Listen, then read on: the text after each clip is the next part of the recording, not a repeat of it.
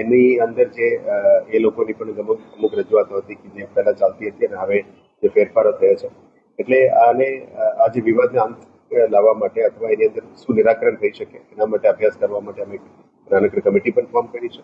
અમુક નિર્ણયો પણ લેવા માટે નક્કી કર્યું છે, જેથી કરીને આ સ્મશાનોની વિઝિટ કરીશું.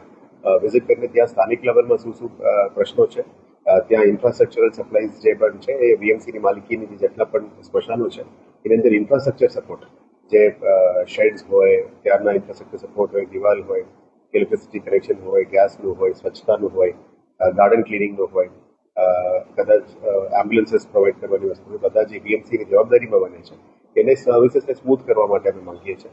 આવનારા દિવસોમાં 31 સ્મશાનમાં રિપોર્ટિંગ મિકેનિઝમ સારી રીતે થાય એના માટે વીએમસી તરફથી 31 સ્ટાફ રિપ્રેઝેન્ટેટિવ રિપોર્ટિંગ માટે અમે મૂકવાનું નક્કી કર્યું છે, જેથી કરીને ડેલી જે સિસ્ટમ ચાલી રહ્યા છે એ સિસ્ટમ ઉપર સ્મૂથ આવે.